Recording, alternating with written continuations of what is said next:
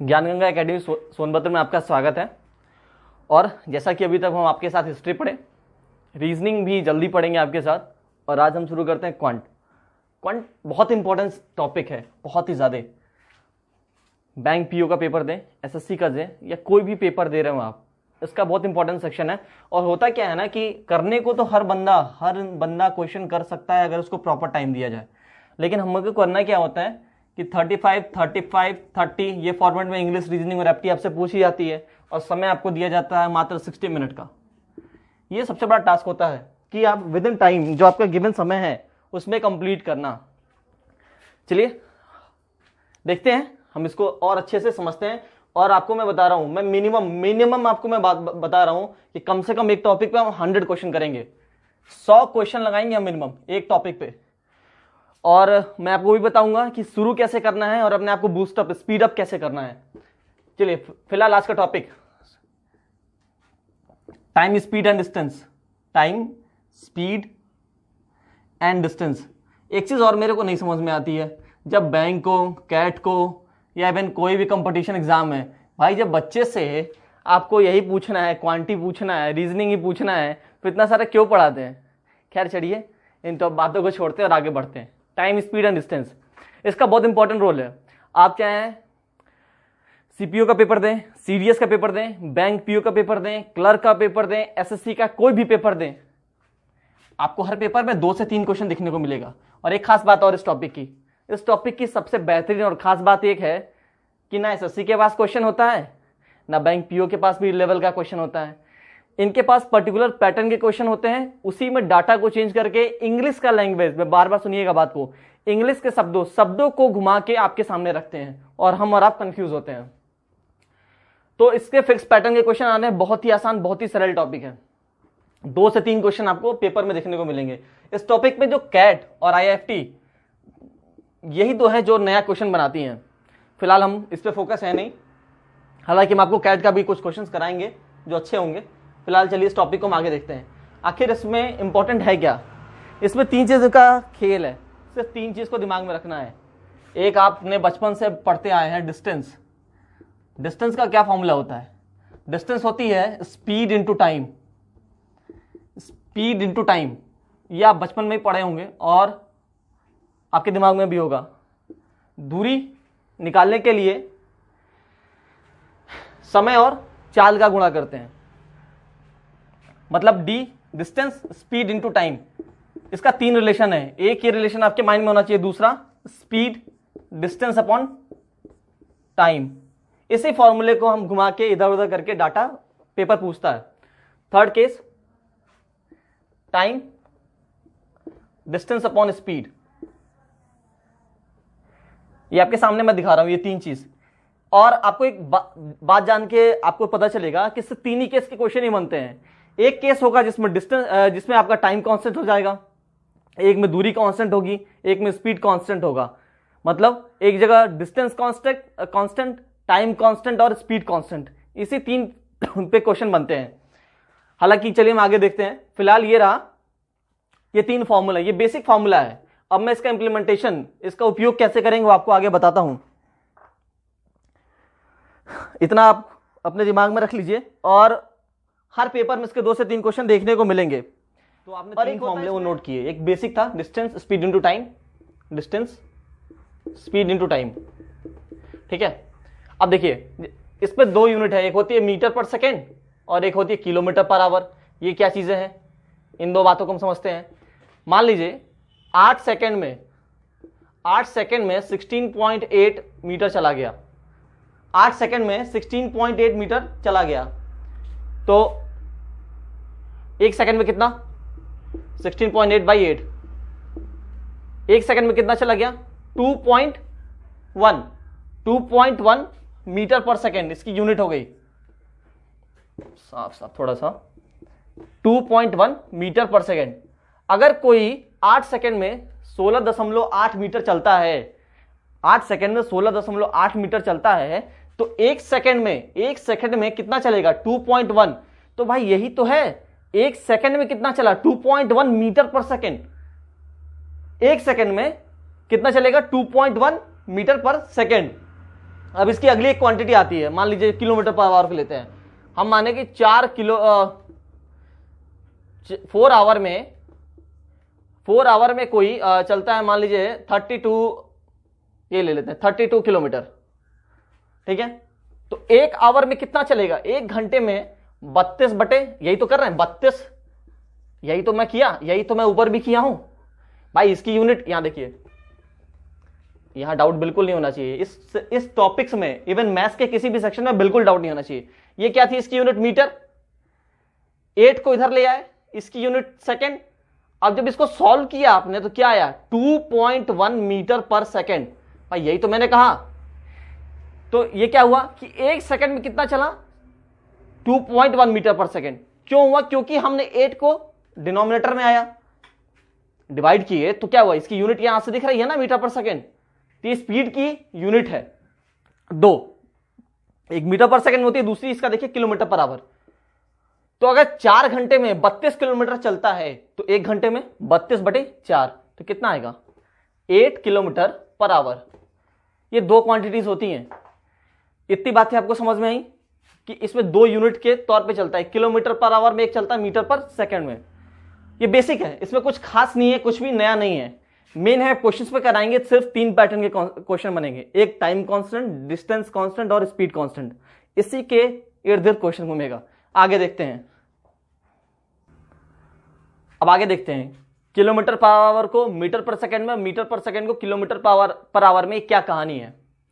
Suppose 1 kilometre, ये लिखा गया है 1 किलोमीटर पर आवर, जो आप याद करते हैं ना 5/18, 18/5 कहां से आता है, उसको देखिए, बहुत आसान है। 1 किलोमीटर पर आवर, इसका मतलब क्या हुआ, 1 किलोमीटर 1 घंटे में चला गया। 1 किलोमीटर में कितना मीटर, 1 किलोमीटर में 1000 मीटर। इतनी बात क्लियर है। हम इस यूनिट को मीटर पर सेकंड में बदलने जा रहे हैं।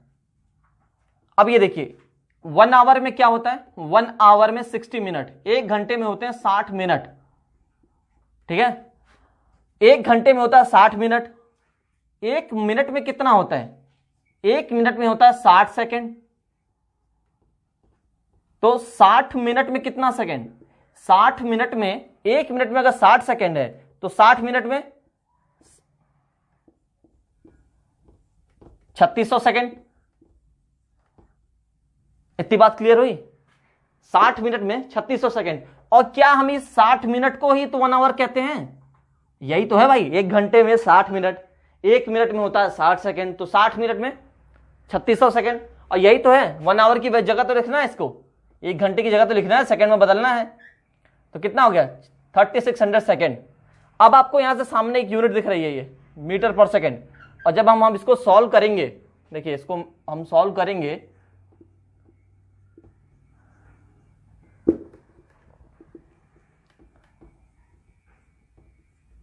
ये 0 से 0, 2 0 कट गया, 2 5 जा 10 और 2 8 जा 36। तो यही तो निकल के आता है 5/18 मीटर पर सेकेंड। यानी कि जब किसी क्वांटिटी को किलोमीटर पर आवर से मीटर पर सेकेंड में बदलना है तो 5/18, यही तो हुआ। और इसी का रेसिप्रोकल, इतना अगर आपने समझ लिया तो मैं इसको रिमूव करता हूं। और जब ये तो हो गया, मान लीजिए, और मीटर पर सेकेंड को 1 किलोमीटर पर आवर में, तो इसका उल्टा ही तो हो जाएगा, चेंज ही तो करना है। तो इसको फिर क्या लिखेंगे, 1 मीटर पर सेकेंड, ये था ना 5/18 मीटर पर सेकेंड है। ये किसका है, 1 किलोमीटर पर आवर को अगर बदलना हो मीटर पर सेकेंड में, तो ये आया, ये यहां से रिजल्टेंट आया, मैं आपको दिखाया। दूसरी बात, अगर मीटर पर सेकेंड से किलोमीटर पर आवर में जाना है तो क्या करेंगे, 1 मीटर पर सेकेंड, इसका उल्टा ही तो होगा, 18/5 किलोमीटर पर आवर। ये भी सेम यहीं से आगे निकल के आएगा। तो इतनी बातें आपको समझ में आई। अगर इतनी चीजें समझ में आई, इसको नोट डाउन कर लीजिए। चलिए आगे तरफ देखते हैं, जो 3 केसेस कौन से बन रहे हैं। पहला मानते हैं मान लीजिए ये कोई दूरी है, ये दूरी है, ये डिस्टेंस डी है, यहां से यहां तक की दूरी, ये कुछ दूरी है, ठीक है। एक व्यक्ति ए नाम का एक व्यक्ति है, ए से कुछ भी नाम मान लीजिए, उसको चलने में, उसको यहां तक जाने में कितना लगता है, ये आपको बताया ना हमने, डिस्टेंस कांस्टेंट, डी को हमने दूरी को कांस्टेंट माना है, ये कितना टाइम लेगा, एस इंटू टी फॉर्मूला होता है। तो ये यहां से चलता है S1 T1, इसकी स्पीड S1 है, T1 समय में ये पहुंचता है, S1 स्पीड से T1 समय इसको लगता है इस दूरी को कवर करने में। दूसरा नाम का बी नाम का एक व्यक्ति है, कौन है, बी है। बी का क्या केस है, बी S2 स्पीड से और T2 समय लगता है इसको यहां तक जाने में। दूरी दोनों के लिए सेम डी ही दूरी जानी है, ए को भी डी दूरी ही तय करनी है, बी को भी। ये लग जाता है S1 स्पीड से, S1 स्पीड से T1 समय लेता है, बी जाता है S2 स्पीड से और T2 समय लेता है। तो हम क्या लिख सकते हैं, पहले वाले के लिए लिख सकते हैं ना, डी तो कांस्टेंट है, दूरी कांस्टेंट है, तो हम ये कह सकते हैं डी इक्वल टू पहले वाले के लिए S1 T1, डिस्टेंस कांस्टेंट, यहां दूरी को हमने कांस्टेंट माना है, डी इक्वल जो है वो कांस्टेंट है, तो डिस्टेंस है वो कांस्टेंट है, उसमें कोई भी परिवर्तन नहीं हो रहा है, दोनों लोगों को बराबर ही दूरी कवर करनी है, बराबर दूरी चलनी है। दूसरा व्यक्ति जो है डी ए और ये डी बी वाला व्यक्ति S2 स्पीड से T2 समय लेता है। अगर ये दोनों डिस्टेंस कांस्टेंट है, दूरी बराबर है, तो हम ये लिख सकते हैं, ये हम लिख सकते हैं कि नहीं, S1 T1 equal to S2 T2, ये लिख सकते हैं। अगर ये लिख सकते हैं तो हम इसको ये भी तो लिख सकते हैं S1 by S2 T2 by T1।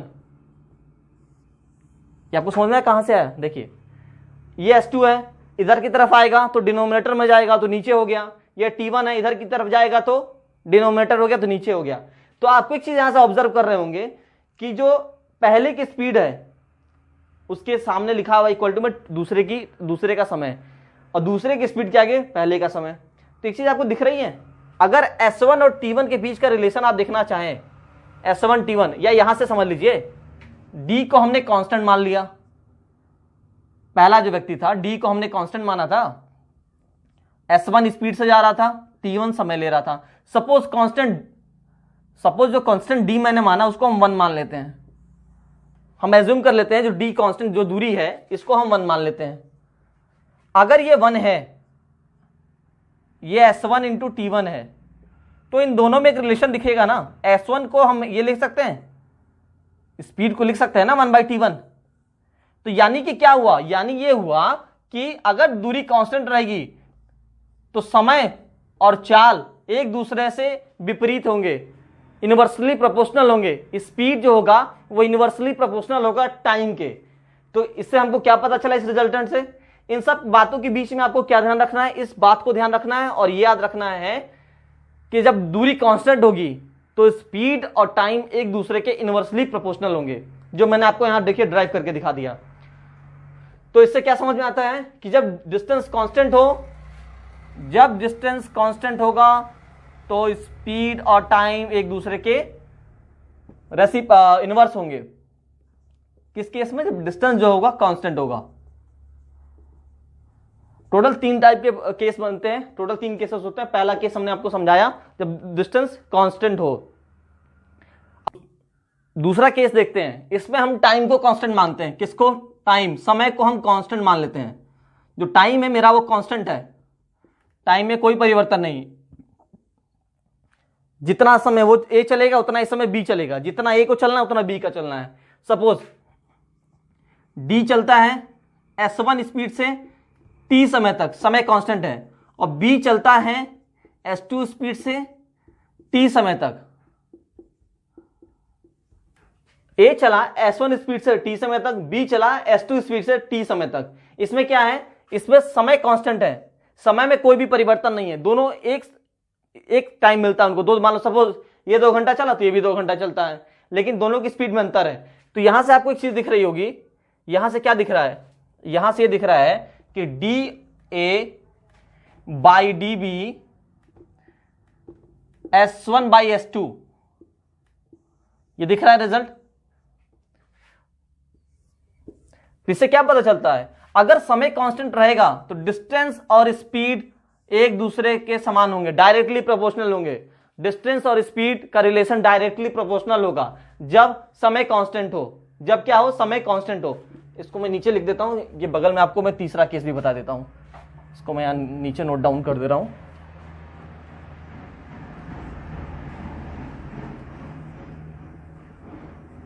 अब बिल्कुल ध्यान से पढ़िए, क्योंकि यही अगर आपने तीन केसेस को समझ लिया तो विश्वास मानिए आपका टाइम एंड स्पीड और डिस्टेंस का कोई भी क्वेश्चन गलत नहीं होगा, और जो बताएंगे उससे बाहर के मतलब पूछे जाने वाले पैटर्न नहीं होंगे। चलिए तीसरा केस देखिए।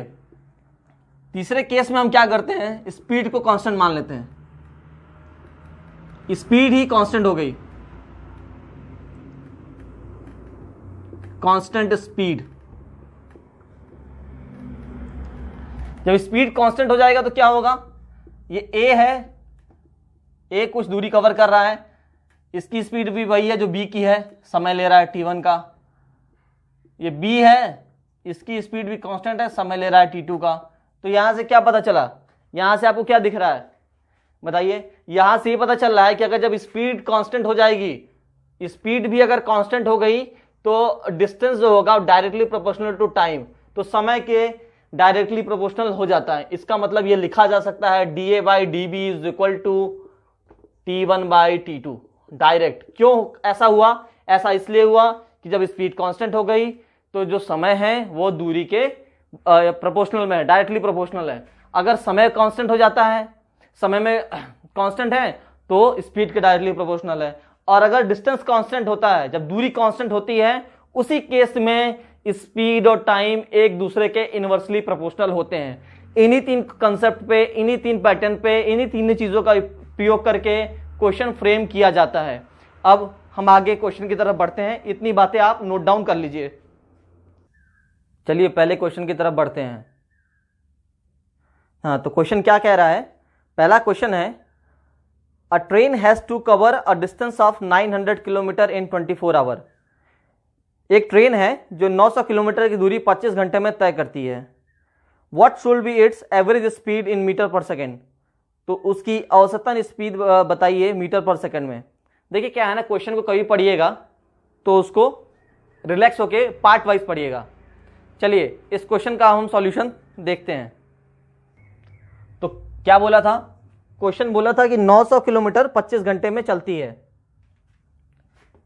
स्पीड निकालना था।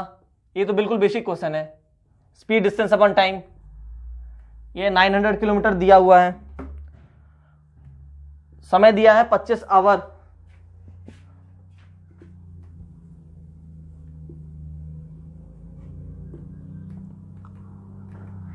इसको मीटर पर सेकंड में बदलना है, तो बिल्कुल आसान क्वेश्चन है।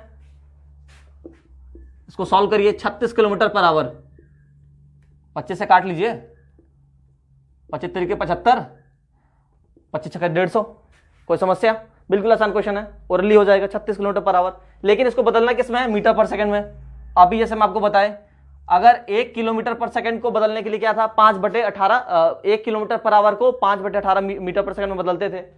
ये 36 किलोमीटर पर आवर है, इसको क्या करेंगे, 36 का गुणा 5/18, 18 दूनी 36, 10 मीटर पर सेकेंड। तो इसका आंसर क्या है, 10 मीटर पर सेकेंड। देखिए आपको बिल्कुल, ये तो बेसिक है, आपको एग्जाम में इतना सोचना नहीं है, सब तो दे दिया। क्या दिया, 900 किलोमीटर 25 आवर, तो 25 ने फट से कैलकुलेट किया 36 मीटर पर सेकेंड। उसके बाद 5/18, 18 दूनी 36, 5 दूनी 10, तो कितना आ गया, 10 मीटर पर सेकेंड। तो इस तरह से यहां तक आपको अपने आप को स्पीड को बूस्टअप करना है। इस क्वेश्चन में कोई भी समस्या, स्पीड था, डिस्टेंस और टाइम दोनों गिवन था, 900 किलोमीटर दूरी थी, 25 घंटे का समय लग रहा था। इसको हम सॉल्व किए, ये 36 किलोमीटर पर आवर है। राइटिंग का थोड़ा सा इशू है, मैं इसमें जरूर सुधार लाई जाएगी। तो 36 किलोमीटर पर आवर। चलिए अब हम अगली क्वेश्चन की तरफ चलते हैं। चलिए दूसरे क्वेश्चन की तरफ चलते हैं। दूसरा क्वेश्चन क्या कह रहा है, पहला तो बिल्कुल आसान था फॉर्मूले पे, दूसरा देखते हैं। दूसरा क्वेश्चन कह रहा है a part of journey is covered in 31.5 minute at 80 kilometre per hour, यानी कि जर्नी का कुछ हिस्सा 31.5 मिनट में 80 किलोमीटर प्रति घंटे की स्पीड से कवर किया जाता है। And the remaining part in 60 minute at 75 kilometre per hour, और बचे हुए हिस्से को 16 मिनट में 75 किलोमीटर प्रति घंटा की स्पीड से कवर किया जाता है। तो बताइए कि टोटल दूरी कितनी थी, मतलब कुल दूरी बताना है, कितनी दूरी है उस दूरी को पता करना है। तो देखिए ये बहुत ही आसान क्वेश्चन है, इसमें भी कुछ है नहीं, बिल्कुल बेसिक से लगाएंगे इसको। और कई बार जब डाटा टिपिकल हो, डाटा डेसिमल का हो, तो हम क्या करते हैं कि अपने कैलकुलेशन को आसान बनाने के लिए उसको अप्रॉक्स डाटा में सॉल्व कर लेते हैं, कई बार ऑप्शन से सॉल्व कर लेते हैं। जैसे मान लीजिए आपके इस क्वेश्चन में ऑप्शन दिया हुआ है, पहला 45, दूसरा 38, तीसरा 62 और चौथा 54। आइए हम इसको बोर्ड पे देखते हैं। तो क्या कहा था इस क्वेश्चन में? इस क्वेश्चन में कहा है कि कोई जर्नी कवर करते हैं, तो उसका पहला पार्ट 1 में क्या करते हैं हम कि 31.5 मिनट में एक पार्ट चलते हैं, दूसरे पार्ट को 16 मिनट में कवर करते हैं।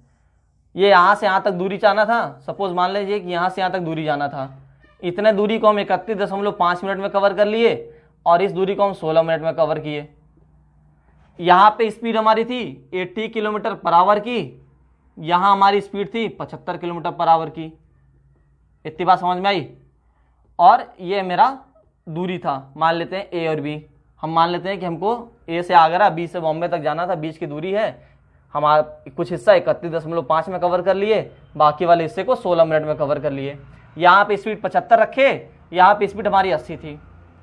तो एक चीज आपको दिख रहा है, ये 31.5, इस क्वेश्चन में ऑप्शन भी आपको ऐसे दे रखा है 45, बी ऐसा कुछ 38 है, सी आपका 62 है एंड डी कुछ 52 या 53 है। तो अब देखिए इस क्वेश्चन में क्या था, ये दे रखा था ऐसे में। अब इसको करें तो कह रहे क्या, सॉल्व करने के लिए अगर हम चलते हैं तो थोड़ा सा कैलकुलेटिव होगा। क्यों कैलकुलेटिव होगा? क्योंकि पॉइंट है यहाँ 52 नहीं 54 है, ठीक है, ऑप्शन में कैलकुलेटिव होगा। तो हम क्या करते हैं कि ये 31.5 को मान लेते हैं कि 30 है। कितना है? 30 है, 30 मिनट अप्रोक्स हमने इसको एज्यूम कर लिया कि ये 31.5 नहीं, ये करीबन 30 के आसपास है, ठीक है। इस 16 को हमने मान लिया 15 मिनट के आसपास है, 15 मिनट को अप्रॉक्स मान लेते हैं। 16 मिनट को कह लिए कि अप्रॉक्स 15 मिनट, ठीक है। क्यों किए हैं? क्योंकि क्वेश्चन आसान हो जाए। कैसे आसान होगा? इस 15 मिनट को आवर में बदल दोगे तो कितना आएगा? 15 मिनट बटे 60 भागे 60। भाई घंटे में बदलने के लिए 60 से भाग देना होता है, तो कितना आ जाएगा? ये हो गया 1.4 आवर। मान लेते हैं, अब क्या मान लिए हम कि अप्रॉक्स इसको लगा 1.4 आवर अप्रॉक्स लग गया। ये क्यों इसमें कितना लगा? इसको 30 माने, मतलब हाफ आवर लगा। मतलब हम मान लिए अप्रॉक्स है, ये एग्जैक्ट तो 31.5 और 16 है, हम माने हैं अप्रॉक्स। क्यों माने हैं? क्योंकि कैलकुलेशन आसान हो। तो आधे घंटे में कितना? अगर 1 घंटे में 80 चलना है तो आधे घंटे में कितना चलेगा? 40। आधे घंटे में 40 चलेगा। लेकिन हमारे क्वेश्चन में क्या दिया है? 31.5, यानी कि जो हम माने हैं 30, उससे 1.5 ज्यादा। इसका मतलब जो भी वैल्यू आएगी वो 40 से थोड़ी सी ज्यादा आएगी, ठीक है, क्योंकि जो मिनट माने हैं हम 31.5 से 1.5 कम माने हुए हैं। दूसरा ये 1.4 आवर, अगर 1 घंटे में 75 चलता है तो 1/4 में कितना चलेगा? मान लेते हैं 18 पॉइंट कुछ ऐसे आएगा, अप्रोक्स मान लीजिए इसको 19, ठीक है। लेकिन ये भी क्या है, हम 15 माने हैं, क्वेश्चन में 16 गिवन दिया है, तो ये क्या आएगा? 19 से थोड़ा सा ज्यादा आएगा। आएगा कि नहीं आएगा ज्यादा? क्यों आएगा ज्यादा? क्योंकि हम तो माने हैं अप्रोक्स 15 मिनट, क्वेश्चन में 16 दिया है। इसका इन दोनों का जोड़ कितना होगा? इन दोनों का जोड़ होगा 59, और जो भी वैल्यू आएगी वो 59 से ज्यादा आएगी। क्यों ज्यादा आएगी? क्योंकि इन दोनों जगह पे हमने अप्रोक्सीमेशन में कम मान रखा है। हमने जो अनुमान लगाया, अनुमान लगा के सॉल्व किया है, वो कम लगा के किया है। 30 मिनट पे किया है और 15 मिनट पे किया है, जबकि क्वेश्चन में दिया है 31.5 और 16 मिनट। तो हमारा जो भी ऑप्शन में वैल्यू होगा वो 59 से ज्यादा होना चाहिए। अब हम अपने ऑप्शन की तरफ चलते हैं। ऑप्शन में चले तो ये हो नहीं सकता। क्यों नहीं हो सकता? क्योंकि 45 59 से कम है। 38 हो नहीं सकता। क्यों नहीं हो सकता? क्योंकि ये भी 59 से कम है। 54 हो नहीं सकता, क्योंकि ये भी 59 से कम है। और 62 59 से ज्यादा है, और मेरा आंसर क्या था 59 से ज्यादा जो है, ये अप्रोक्सीमेशन है। आप इसको बेसिक से भी लगाइए, 31.5 मिनट पे कैलकुलेट करिए कितना डिस्टेंस चला, फिर इस पे कैलकुलेट करिए कि 16 मिनट में कितना चला, उससे भी आ सकता है। लेकिन एग्जाम में क्या होता है कि हमारे पास टाइम कम होता है, तो कई बार अगर ऐसे डाटा हो तो हम ऑप्शन के थ्रू जाएं और ऑप्शन से बिल्कुल आसानी से सॉल्व हो जाएगा। हालांकि ये आपको बताना था, इसलिए मैंने इतना डिटेल में और धीरे धीरे आराम से बताया, अन्यथा इसको सॉल्व करना होता तो कैसे सॉल्व करते, और आपको अपनी स्पीड को कहाँ तक ले जाना है, यहाँ तक ले जाना है। सपोज दिया 31.5, तो इसको मान लिए 30 का मतलब आधा घंटा, आधा मतलब 80 चला तो मतलब 40 ही हो गया, जो भी वैल्यू आएगी 40 से ज्यादा। दूसरा 16 मिनट, 16 का मिनट का मतलब अप्रॉक्स 15 मिनट, 15 मतलब 1/4 घंटे, 1/4 का मतलब 75 चल रही थी, तो करीबन 19 से ज्यादा। तो डायरेक्ट हमको देखते हम टिक कर देते कि जो भी मेरा आंसर होगा वो 59 से ज्यादा होगा। ठीक है, पर आपको समझाने के लिए मैंने ये पूरा बताया है, और बिल्कुल आसान इसी तरह से है। इसमें 3 पैटर्न के क्वेश्चन बनते हैं, और अभी फिलहाल तो हम आपको बेसिक करा रहे हैं, और मिनिमम एक टॉपिक पे हम 100 क्वेश्चन लगाएंगे। और जो भी ये क्वेश्चन होंगे पुराने SSC, bank PO, bank clerk, SBI PO, IBPS PO, इन्हीं सब के पुराने क्वेश्चंस हैं, और आप इसको अपने कॉपी में नोट डाउन कर लीजिए, प्रॉपर नोट्स बना लीजिए, और इसको कई बार रिवीजन करिए, और अपनी स्पीड को जहां मैंने अभी बताया वहां तक बूस्टअप करके ले आइए। बाकी के क्वेश्चंस अगले वीडियो में आपके साथ, और आपका हमारा एक ही नाता, वही संकल्प हमारा, भरोसा आपका, और आगे आप हमको समर्थन करते रहिए, अपना सहयोग देते रहिए, लाइक करिए, शेयर करिए, सब्सक्राइब करिए,